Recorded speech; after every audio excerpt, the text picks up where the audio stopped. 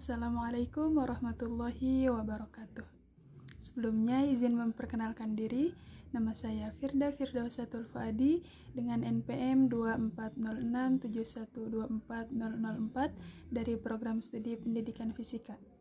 Di sini saya akan menjelaskan tentang materi organisasi lembaga pendidikan, yang dimana pada materi ini saya akan membahas tentang struktur, fungsi, dan berbagai aspek penting yang ada dalam organisasi lembaga pendidikan. Baik, mari kita mulai dengan apa yang dimaksud dengan organisasi dari lembaga pendidikan itu. Nah, organisasi lembaga pendidikan merupakan suatu sistem yang terstruktur dan terkoordinasi untuk mencapai tujuan pendidikan. Nah, sistem ini juga melibatkan pembagian tugas, wewenang, dan tanggung jawab yang jelas.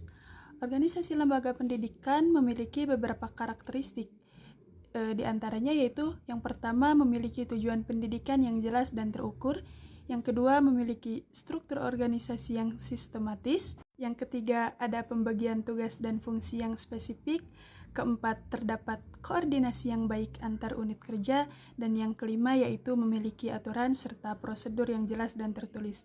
Nah, dengan karakter ini, organisasi pendidikan dapat berjalan secara efektif dan juga efisien. Lalu, apa tujuan dari adanya organisasi dalam lembaga pendidikan? Nah, di sini ada 4 tujuan utama. Yang pertama yaitu efektivitas pengelolaan. Dengan organisasi yang baik, kita dapat mengoptimalkan sumber daya yang ada, baik sumber daya manusia, dana, maupun sarana prasarana.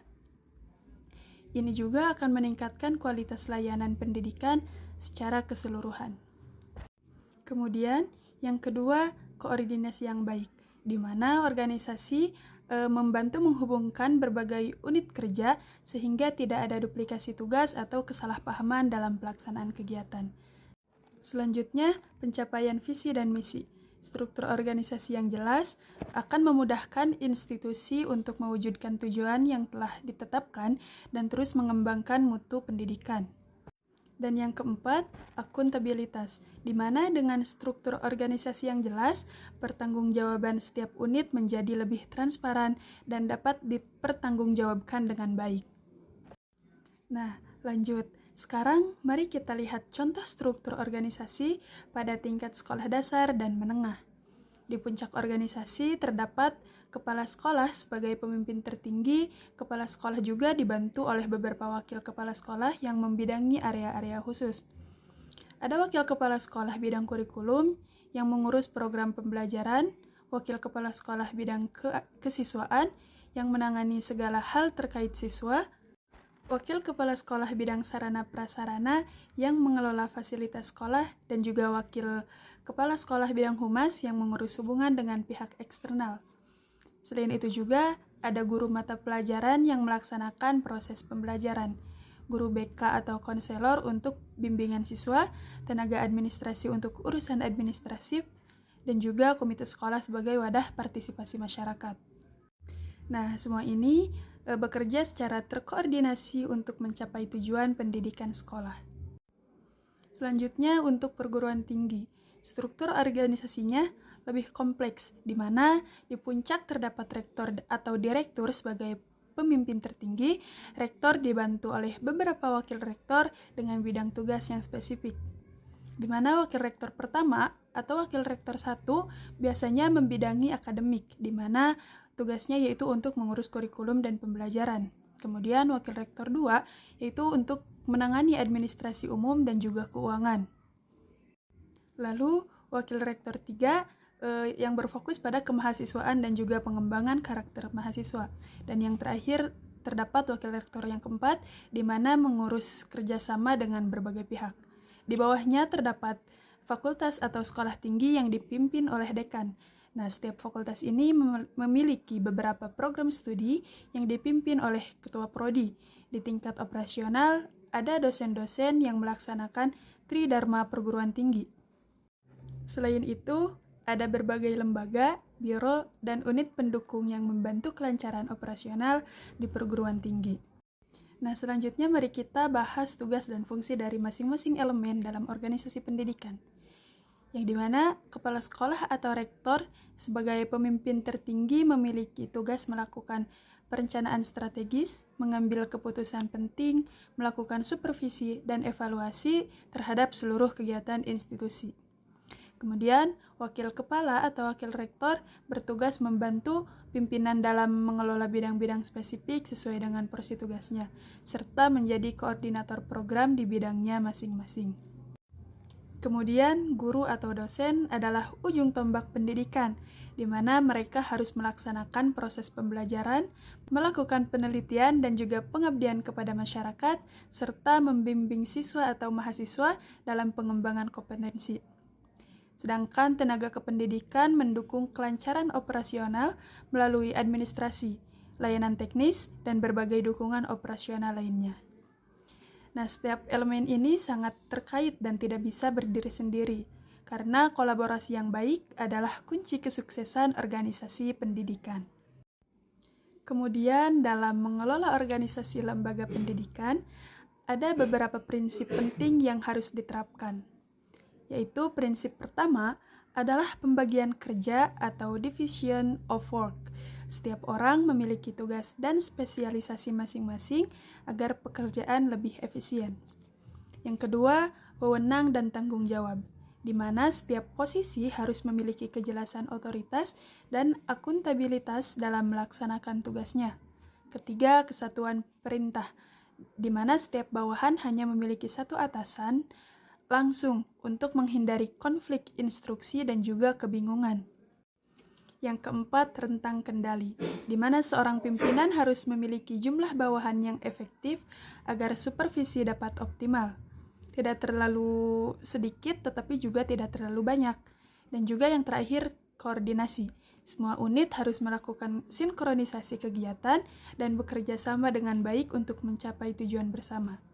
Nah, prinsip-prinsip ini menjadi fondasi organisasi yang sehat dan juga produktif. Selanjutnya, organisasi pendidikan dapat dikategorikan dari berbagai sudut pandang. Berdasarkan jenjang pendidikan, kita mengenal PAUD untuk anak usia dini, pendidikan dasar seperti SD dan SMP, pendidikan menengah seperti SMA dan SMK, dan juga pendidikan tinggi. Nah, berdasarkan pengelolanya, ada lembaga pendidikan negeri yang dikelola pemerintah, lembaga swasta yang dikelola yayasan atau organisasi, dan juga lembaga keagamaan yang dikelola oleh organisasi keagamaan. Sedangkan berdasarkan fungsinya, ada pendidikan formal yang terstruktur dengan jenjang jelas, pendidikan non-formal seperti kursus dan pelatihan, serta pendidikan informal yang terjadi dalam keluarga dan lingkungan. Meskipun jenisnya berbeda, prinsip-prinsip organisasi yang baik tetap berlaku untuk semua jenis lembaga pendidikan. Dalam menjalankan organisasi pendidikan, kita menghadapi berbagai tantangan. Dari sisi internal, ada tantangan manajemen SDM atau sumber daya manusia seperti bagaimana merekrut, mengembangkan, dan juga mempertahankan tenaga pendidik yang berkualitas. Ada juga keterbatasan anggaran yang sering menjadi kendala dalam pengembangan program. Resistensi terhadap perubahan dari beberapa elemen organisasi juga sering terjadi dan juga komunikasi antar unit yang kurang efektif dapat menghambat kinerja. Dari sisi eksternal, perkembangan teknologi yang sangat cepat menuntut adaptasi berkelanjutan. Tuntutan stakeholder baik orang tua, pemerintah, maupun dunia kerja terus meningkat. Persaingan global mengharuskan lembaga pendidikan untuk terus meningkatkan kualitas. Perubahan kebijakan pemerintah juga memerlukan penyesuaian dan juga dinamika sosial masyarakat yang terus berkembang mempengaruhi arah pendidikan. Semua tantangan ini memerlukan strategi yang tepat untuk diatasi.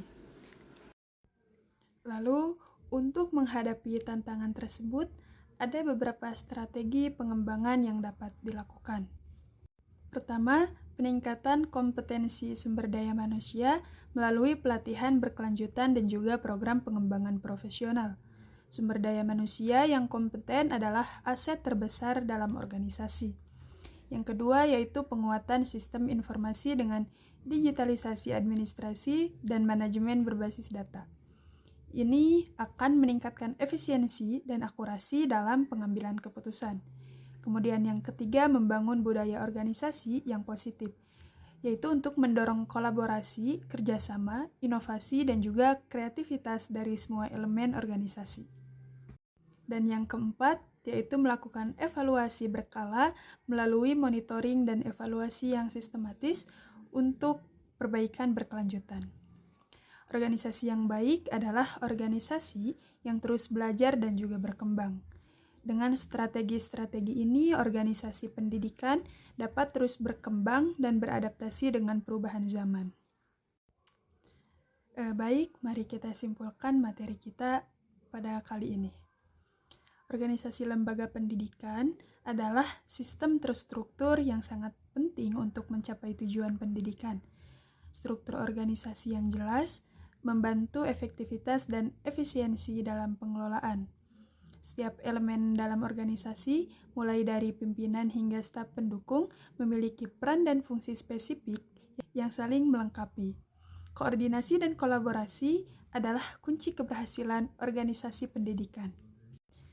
Dan yang tidak kalah penting, pengembangan organisasi juga harus dilakukan secara berkelanjutan dan adaptif terhadap perubahan untuk memastikan lembaga pendidikan tetap relevan dan juga berkualitas. Organisasi yang baik akan menghasilkan pendidikan yang berkualitas, dan pendidikan berkualitas akan melahirkan generasi yang unggul. Demikianlah pemaparan materi dari saya tentang organisasi lembaga pendidikan.